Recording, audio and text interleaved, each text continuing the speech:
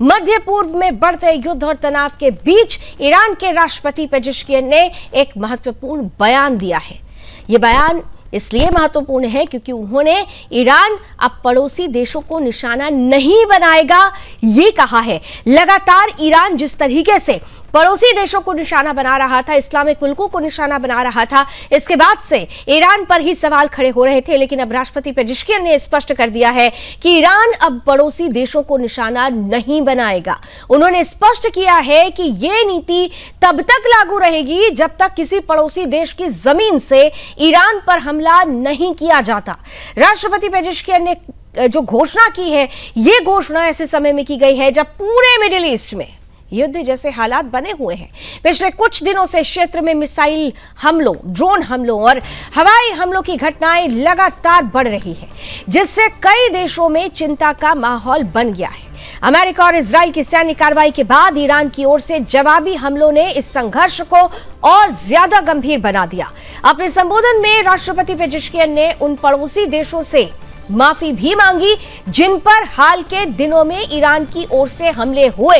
याद होगा आपको कि सबसे महत्वपूर्ण जो देश हैं, खासतौर से कतर, कुवैत, यूएई, सऊदी अरब, दुबई से तस्वीरें हमने आपको दिखाई। ईरान ने हमले किया और इसके बाद से इन देशों ने साफ तौर पर कहा कि ईरान का ये व्यवहार बर्दाश्त नहीं होगा और हम भी जवाब देने को मजबूर हो जाएंगे। लेकिन अब ईरान ये कह रहा है कि पड़ोसी देशों पर हमला नहीं होगा, तब तक नहीं होगा जब तक उनकी जमीन का इस्तेमाल अमेरिका और इजराइल ईरान पर हमले के लिए नहीं करता। बीते दिनों जो ईरान ने हमले किए इन देशों पर, उसके लिए माफी भी मांगी। उन्होंने कहा कि ईरान का उद्देश्य क्षेत्रीय देशों को नुकसान पहुंचाना नहीं था।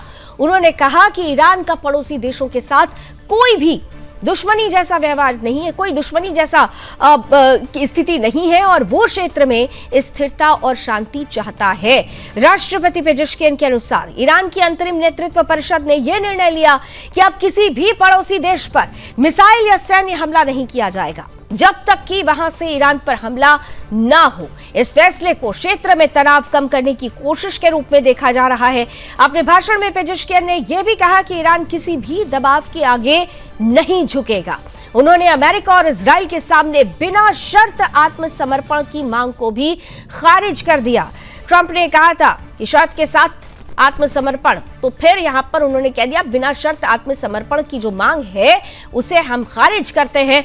ईरानी जनता कभी भी इस तरह के दबाव के सामने नहीं झुकेगी। उन्होंने कहा कि ईरान अपने देश की सुरक्षा और संप्रभुता की रक्षा के लिए हर संभव कदम उठाएगा। हालांकि यह भी संकेत दे दिया गया है ईरान की तरफ से कि ईरान क्षेत्रीय देशों के साथ टकराव नहीं चाहता है और कूटनीतिक समाधान की दिशा में प्रयास जारी रखेगा। हाल ही के दिनों में अमेरिका और इजराइल ने ईरान के कई सैन्य और परमाणु ठिकानों पर हमले किए। इसके बाद जवाब में ईरान ने भी मिसाइल और ड्रोन हमले किए, जिसकी गूंज कई खाड़ी देशों तक सुनाई दी। इन हमलों के कारण कई देशों ने अपनी वायु रक्षा प्रणाली सक्रिय कर दी और सुरक्षा अलर्ट जारी किया।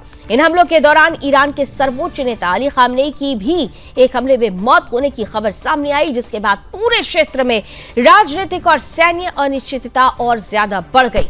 मिडिल ईस्ट में बढ़ते संघर्ष का असर वैश्विक अर्थव्यवस्था पर भी दिखाई देने लगा है। खासतौर पर स्ट्रेट ऑफ हॉर्मुज को लेकर बात की जाए तो बेहद चिंता का सबब बन गया है।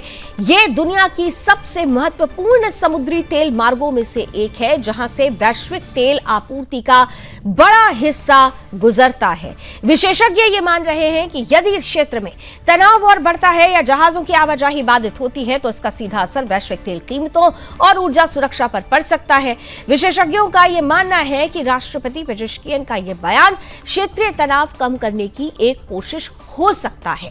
पड़ोसी देशों को आश्वस्त करने के लिए और युद्ध को सीमित रखने के लिए ईरान की यह रणनीति महत्वपूर्ण मानी जा रही है। हालांकि मौजूदा हालात को देखते हुए मध्य पूर्व में शांति की राह अब भी चुनौतीपूर्ण बनी हुई है। अमेरिका, इजराइल और ईरान के बीच बढ़ते सैन्य टकराव ने पूरे क्षेत्र को अस्थिर कर दिया है और आने वाले दिनों में स्थिति किस दिशा में जाएगी, इस पर पूरी दुनिया की नजर बनी हुई है।